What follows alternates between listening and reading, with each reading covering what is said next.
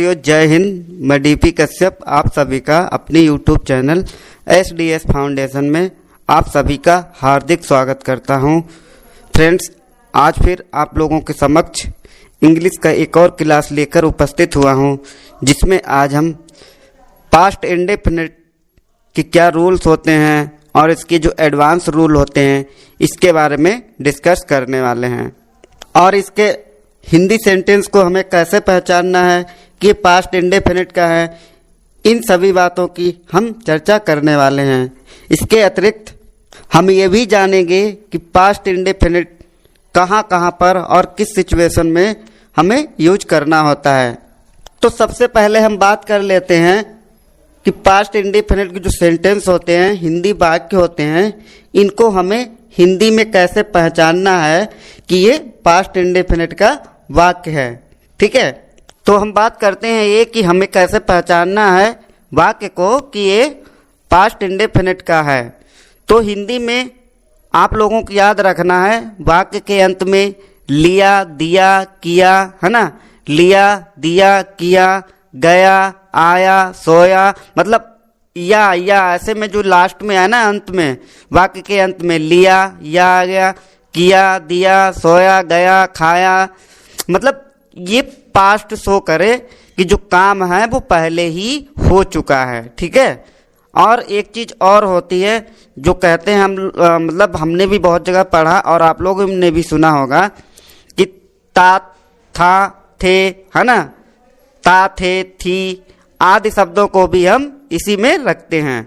लेकिन हाँ, ये सही बात है, इसको रखते हैं, लेकिन इसका थोड़ा कंसेप्ट जो है चेंज हो जाता है। वो किस कंडीशन में रखते, ता, था, थी, ये सारी चीजें ये हम अभी डिस्कस करेंगे अपने इसी वीडियो में। पहले हम सिंपल कंसेप्ट को समझते हैं।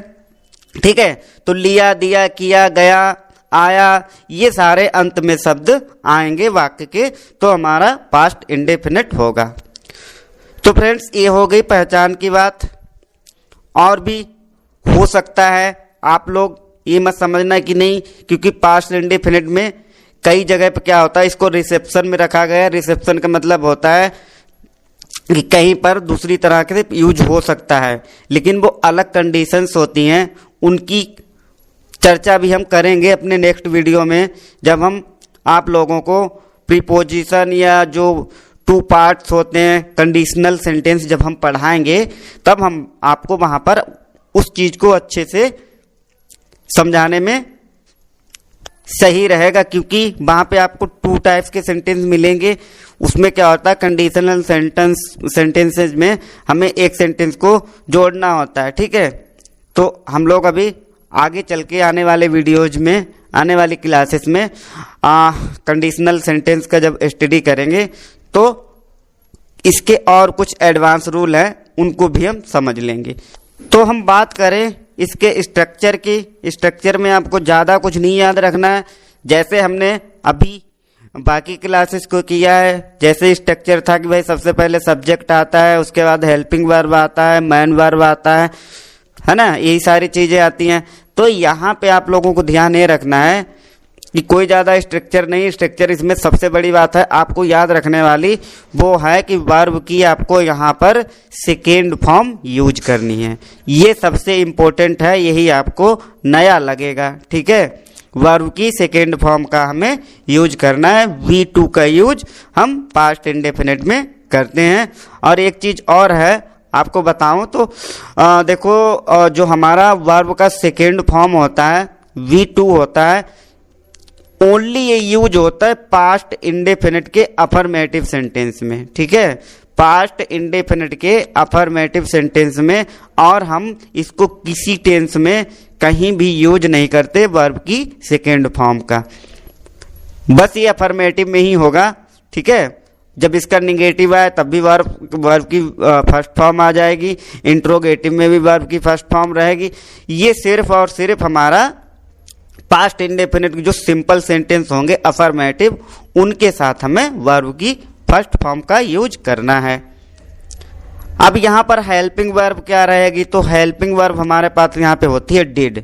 ठीक है, तो आप लोगों को पता है कि जितने इंडिफिनिट होते हैं इनमें हम हेल्पिंग वर्ब नहीं यूज करते हैं। जैसे हम लोगों ने प्रेजेंट किया तो प्रेजेंट में भी कोई हेल्पिंग वर्ब नहीं थी, किसमें, अफर्मेटिव में। अफर्मेटिव के साथ हम कोई भी हेल्पिंग वर्ब को यूज नहीं करते हैं। जैसे प्रेजेंट में हम लोगों ने किया तो नहीं किया, उसका निगेटिव बनाया तो हमारे पास डू और डज आ गई थी। इंट्रोगेटिव के लिए भी डू डज आ गई थी।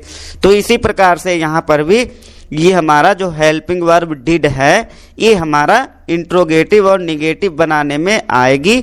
बाकी इंडेफिनिट में, इंडेफिनिट जो पास्ट इंडेफिनिट हम सिंपल अफर्मेटिव बनाएंगे तो इसमें हमें नहीं लगाना है हेल्पिंग वर्ब, इसमें आपको वर्ब की फर्स्ट फॉर्म का उपयोग करना है। ठीक है, इसका स्ट्रक्चर क्या होगा ये देख लेते हैं। सबसे पहले आपको सब्जेक्ट रखना है। हर सेंटेंस जितने हम लोगों ने सीखे हैं अभी तक सबको बनाने के लिए हमें सबसे पहले सब्जेक्ट ही रखना होता है ना। उसके बाद आपको यहाँ पर वर्ब की सेकेंड फॉर्म रखना है। V1 हेल्पिंग वर्ब आएगी नहीं क्योंकि ये हमारा अफर्मेटिव है। ठीक है, उसके बाद हमारा ऑब्जेक्ट आ जाएगा। तो एग्जाम्पल की सहायता से समझने की कोशिश करते हैं। जैसे मैं बोलूं उसने अपने कपड़े धोए, धोए, देखो धोए ये भी आ गया है ना।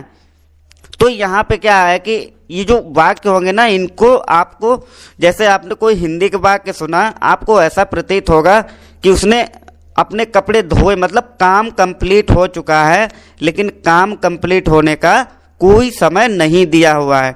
भाई उसने अपने कपड़े धोए 1 हफ्ता भी हो सकता है ना, 1 मंथ की भी बात हो सकती है। आपको ये नहीं पता कि ये कितनी पुरानी बात है या कितनी समय पहले उसने ऐसा काम किया, कुछ भी हो सकता है। जैसे यहाँ पे कपड़ों का क्लोथ्स का एग्जाम्पल है तो वो एनीथिंग कुछ भी हो सकता है ना। तो हिंदी सेंटेंस आप जब सुनेंगे, हिंदी वाक्य जब सुनेंगे तो आपको ये बोध होगा, ये समझ आएगा कि काम को हुए भी ज़्यादा टाइम, काम हो गया है लेकिन उसका समय नहीं दिया गया है।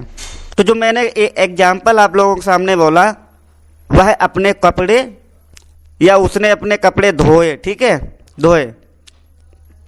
तो यहाँ पे आप सी से स्टार्ट करो, सी भी रख सकते हो। यहाँ पे कोई सब्जेक्ट फीमेल है कि मेल है ये कंफर्म नहीं है तो आप चाहे सी रखो चाहे ही रखो। हम यहाँ पे सी रख लेते हैं, उसने अपने कपड़े धोए, ठीक है। तो सी, उसके बाद आपको वर्ब की सेकेंड फॉर्म का यूज करना है। तो वाश का वाश्ड हो जाएगा, ईडी लगाएंगे उसमें तो हमें सेकेंड फॉर्म प्राप्त हो जाएगी। तो सी वाश्ड हर क्लॉथ, ठीक है, हर क्लॉथ्स, क्योंकि कपड़ों का प्लूरल क्लॉथ्स ही होता है तो क्लॉथ्स ही बोलना है। ही वॉश्ड हर क्लॉथ्स। और इन हिंदी वाक्यों के अंत में इस पास्ट इंडेफिनिट के आ ए ई भी आता है, ठीक है। आ ए ई भी आप ए भी पहचान रख सकते हो, ठीक है। आ ए ई, जैसे मैं बोलूं हमने एक पत्र लिखा तो यहाँ पे आ गया है ना, ऐसे आ सकता है कहीं भी। देखिए ये जो कुछ चीजें बताई जाती हैं आप लोग ये कभी मत सोचना कि पूरी तरह से हमें पहचान बता दी गई। जहाँ पे लिया, दिया, किया, आया, गया, सोया, है ना, या आ ए ई आएगा तो हम वहाँ पे पक्का कंफर्म ही है कि नहीं पास्ट इंडेफिनिट का ही यूज होगा। ऐसा नहीं है। आप लोगों को क्या होता है कि एग्जाम्पल के लिए बताया जाता है और कुछ चीज़ें होती हैं जो रिसेप्शन में रखी हुई होती हैं, जो एडवांस रूल में होती हैं, वो यहाँ से अलग हो जाती हैं कुछ चीज़ें। तो क्या होता है जो हमारा एग्ज़ाम वगैरह होता है, जब हम लोग एग्ज़ाम देने जाते हैं तो वो इतना ईजी चीज़ें नहीं पूछता है ना। तो जो चीज़ें रिसेप्शन में हैं उन सभी चीज़ों के लिए भी आप लोगों के लिए मैं क्लास प्रोवाइड कराऊंगा, वीडियो प्रोवाइड कराऊंगा, आप उससे अच्छे से सीख पाएंगे। अभी आप बेसिक कंसेप्ट को समझ लो, पहले हमें बेसिक कंसेप्ट को समझना है। तो हमने बोला हमने एक पत्र लिखा आ गया यहाँ भी है ना। तो जैसे हमने ये बोला तो आपको लगा नहीं ये तो बहुत देर की बात है या कब की बात है, कुछ नहीं पता। जैसे मैं आपसे बोलूँ मैंने एक पत्र लिखा तो आप हमसे पूछ भी सकते हो सर कब लिखा, है ना भाई, आपको तो नहीं पता, टाइम ही नहीं दिया है, ठीक। तो इसमें टाइम नहीं दिया रहता है, लेकिन जो हमारी वर्ब होती है वो कंप्लीट होती है, जो क्रिया होती है वो कंप्लीट हो चुकी होती है। तो मैंने बोला हमने एक पत्र लिखा तो हम की इंग्लिश भी हो गई। यहाँ पे हेल्पिंग वर्ब का तो कोई इशू नहीं है, सेकेंड फॉर्म लगानी हमें वर्ब की। तो राइट की सेकेंड क्या होगा, रोट, है ना। तो we wrote a letter, we wrote a letter, हमने एक पत्र लिखा, वी रोट अ लेटर। इसके बाद देखो मैं बोलूं वह आया, आया यहाँ पर भी या आ गया है ना, तो आया, तो आया कब आया, कोई टाइम नहीं दिया हुआ है। तो यहाँ पे आपको सबसे पहले सब्जेक्ट रखा, उसके बाद V2 का मतलब वर्ब की सेकेंड फॉर्म, ठीक है। तो सेकेंड फॉर्म आने की क्या हो जाएगी, कम की केम, ठीक है। तो सी केम, सॉरी मैंने बोला वह आया, आई नहीं बोला, तो ही केम, ठीक है, ही केम, ठीक है। डियर फ्रेंड्स, आप लोग इसके कंसेप्ट को समझ गए, इसमें ज़्यादा कुछ है नहीं, आपको बस इतना याद रखना है कि वर्ब की जो है सेकेंड फॉर्म हमें यहाँ पे यूज करनी है। बाकी जो हमने अभी तक कंसेप्ट सीखे हैं अदर क्लासेस में, सेम वही रहने वाले हैं, बस सेकेंड फॉर्म लगानी है। और हेल्पिंग वर्ब का कोई इशू नहीं है, हेल्पिंग वर्ब इसमें हमारे पास होती नहीं है। तो आप लोगों से ये मेरी रिक्वेस्ट है कि पूरा वीडियो आप लोगों को देखना होगा, क्योंकि अब हम इसी का एडवांस रूल बताने वाले हैं इसी वीडियो में। तो आप लोग पूरा वीडियो देखेंगे, ठीक है, जिससे कि आप आने वाला जो भी इसमें और रूल्स के बारे में हम डिस्कस करने वाले हैं वो सारे रूल्स आप लोग जान सकें। इसीलिए वीडियो को स्किप नहीं करना है, पूरा देखना है, ठीक है। अब हम डिस्कस करते हैं जो हमने आप लोगों को बताया था कि ता, थे, थी, था, थी, ये सारे भी आते हैं इसमें, ठीक है। ऐसे जिसके अंत में ये सारे हिंदी में जो हिंदी वाक्य है उसके अंत में ता, थे, है ना, ता, थी आदि शब्द भी आते हैं, तो इनको भी हम पास्ट इंडेफिनिट में बनाते हैं। लेकिन इसका कंसेप्ट ये है, इसमें आपको ये याद रखना है कि ऐसे सेंटेंस जिनमें कुछ हैबिट शो हो, हैबिट का मतलब आदत, ठीक है, जिसमें कुछ आदत शो हो, कुछ हैबिट शो करें जो वाक्य, और वो हैबिट भी कैसी, जो आपकी पास्ट में थी, पास्ट में वो आपको हैबिट थी और आपको वो क्या हुआ, पास्ट में ही आपने उसको छोड़ दिया, ठीक है। पास्ट में आपको वो हैबिट थी, आदत थी, और आपने उसको पास्ट में ही छोड़ दिया, अब नहीं है। वो आपकी हैबिट अच्छी हैबिट भी हो सकती है, या फिर आपका क्या है कि गलत हैबिट भी हो सकती है, या कोई काम भी हो सकता है जो आप करते थे लेकिन अब नहीं करते हो। तो वो बताने के लिए भी आप पास्ट इंडेफिनिट के रूल में उसको ट्रांसलेट करना है आपको, ठीक है। जो भी आपकी हैबिट थी उसको आप बता रहे हो, या आप जो भी काम कर रहे थे आप करते थे लेकिन अब नहीं कर रहे हो, मतलब पास्ट में करते थे, पास्ट में ही आपने उसको छोड़ दिया है। तो आपको क्या करना है, उसको बताना है। तो आप क्या करोगे, पास्ट इंडेफिनिट के रूल में ही उस वाक्य को ट्रांसलेट करोगे। एग्जाम्पल देख लो, जैसे मैं बोलूँ मैं मंदिर जाया करता था, देखो यहाँ करता था है ना, ता था आ गया, तो मैं मंदिर जाया करता था। तो जैसे मैंने बात आपको बोली, आपने वाक्य सुना तो आपको लगा नहीं ये पहले जाया करते थे लेकिन अब नहीं जाया करते हैं। तो क्या है कि हमारी ये पास्ट हैबिट थी, ठीक है, पास्ट हैबिट थी और अब नहीं है। तो ऐसी सिचुएशन में भी हमें क्या करना है, पास्ट इंडेफिनिट का यूज करना है, ठीक है। पास्ट इंडेफिनिट का ही हम यहाँ पर यूज करेंगे। मैं मंदिर जाया करता था, तो सेम वही स्ट्रक्चर रहने वाला है, सेम वही स्ट्रक्चर रहने वाला है जो हमने अभी किया। लेकिन हमने आपको ये इसलिए अलग से बता रहा है कि इनमें जो है हैबिट शो होती है, जो भी हम करते होते हैं या कर रहे होते हैं उसकी हैबिट होती है शो, जो कि हम पास्ट में ही छोड़ चुके होते हैं, पास्ट में शुरू ही होती है और पास्ट में ही हम उसको छोड़ दिए रहते हैं, ठीक है। एग्जाम्पल जो मैंने बोला मैं मंदिर जाया करता था, तो इसका ट्रांसलेट क्या हो जाएगा, I went to temple, I went to temple, ठीक है फ्रेंड्स। जो मैंने आपको एग्जाम्पल दिया वी वेंट टू टेम्पल, ठीक है, sorry I went to temple, मैं मंदिर जाया करता था।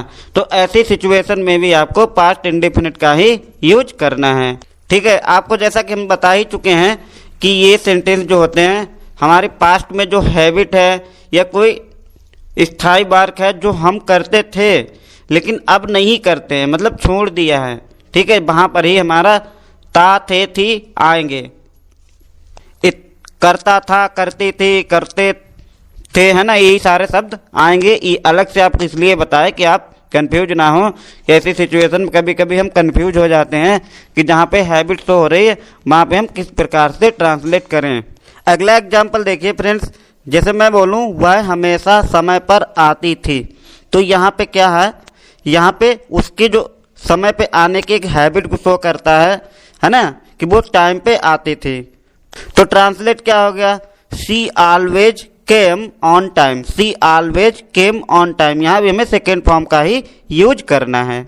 अगला एग्जाम्पल देखिए, वह कभी चर्च नहीं जाता था, है ना। तो ये भी क्या है, एक हैबिट के बारे में ही बता रहा है कि उसकी आदत थी कि वह कभी चर्च नहीं जाता था। तो यहाँ पर भी हमें वर्ब की सेकेंड फॉर्म का ही यूज करना है। यहाँ पर भी देखो आपने ध्यान दिया होगा, लास्ट में मैंने बोला वह कभी चर्च नहीं जाता था, तो था आ गया, है ना। तो ही नेवर, कभी नहीं के लिए हम नेवर लगाएंगे, he never went to church, he never went to church. Next example देखिए, वह रोज स्कूल जाया करता था, तो यहाँ पर भी करता था, था आ गया, है ना। तो ये भी एक हैबिट को शो करता है कि वह रोज स्कूल जाया करता था। तो हमें वैसे ही बनाना है, यहाँ पर भी वर्ब की सेकेंड फॉर्म का यूज करना है, जाने के लिए वेंट, है ना। तो इसका ट्रांसलेट देखते हैं, he went to school daily, he went to school daily. Next example देखिए, वह धूम्रपान किया करता था, तो इसका सी टुक स्मोक, टेक का सेकेंड फॉर्म टुक हो जाता है, ठीक है। तो she took smoke, smoke means धूम्रपान। इसके बाद फ्रेंड्स हम हैबिट को प्रकट करने के लिए, दिखाने के लिए एक तरह से और सेंटेंस बना सकते हैं, ठीक है। जो हमारा ये कंसेप्ट बहुत इंपॉर्टेंट है, इसको आप लोग केयरफुली सुनना। जैसे मैं बोलूं मैं वहां जाया करता था, ठीक है, मैं वहां जाया करता था, तो आप इन सेंटेंस को एक और तरीके से बना सकते हो, ठीक है। आपको यहाँ पर यूज टू का यूज करना होगा। यूज टू जो कि हमारी एक सेमी मॉडल होता है, ठीक है। अभी हम मॉडल्स के बारे में जब डिस्कस करेंगे आने वाली वीडियोज में, तो आप लोगों को अच्छे से पता चल जाएगा ये क्या होती हैं, ठीक है। तो यूज्ड टू का यूज करेंगे और वर्ब की हमें फर्स्ट फॉर्म का यूज करना, ठीक है। ये हमारा सेमी मॉडल होता है यूज टू। और इसके साथ जब भी हम, आप याद रखना कि पास्ट इंडेफिनिट में अगर हम यूज टू का उपयोग कर रहे हैं तो वर्ब की हमें सेकेंड फॉर्म का यूज नहीं करना, हमें वहां पर वर्ब की फर्स्ट फॉर्म का ही यूज करना है।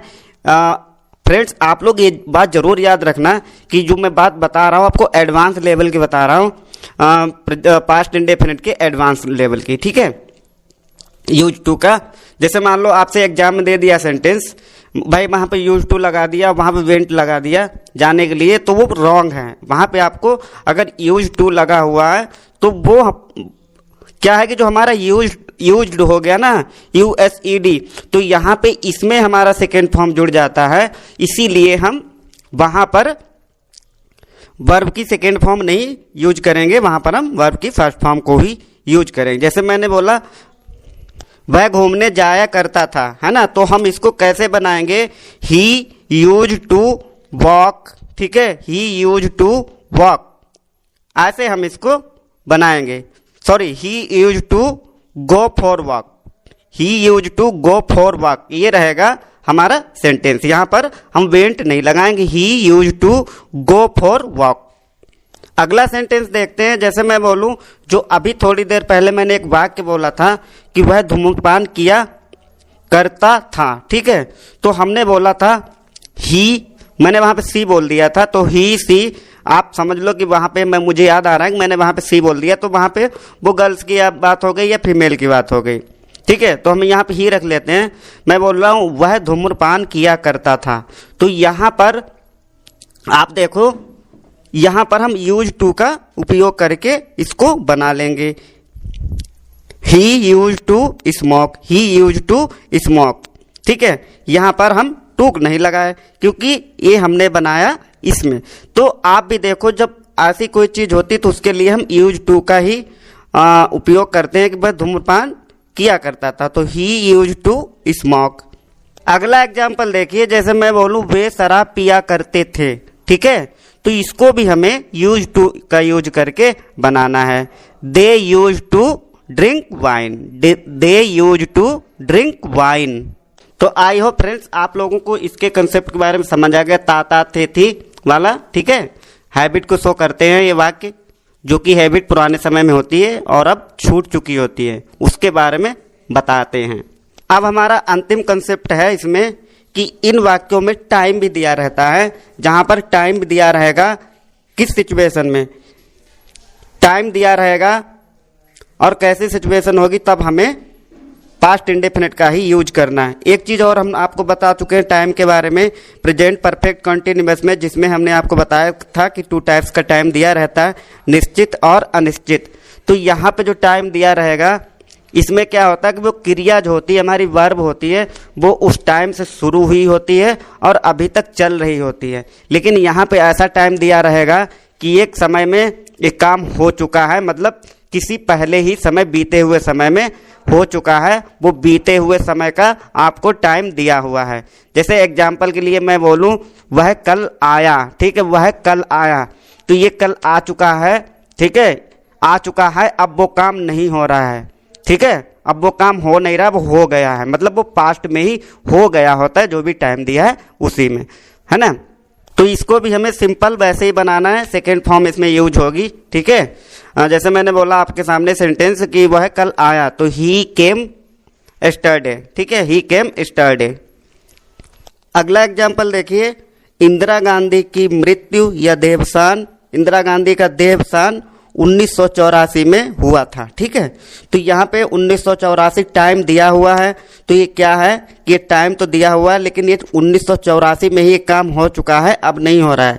जैसे हम बोलते प्रेजेंट परफेक्ट कंटिन्यूअस में कि हम 1984 से यहाँ रह रहे हैं, तो क्या था उसमें कि हमने 1984 से काम करना शुरू किया था, अभी भी कंटिन्यू है, वहाँ पे हमारी जो वर्ब होगी वो रनिंग दिखाई जाती है, लेकिन यहाँ पर नहीं।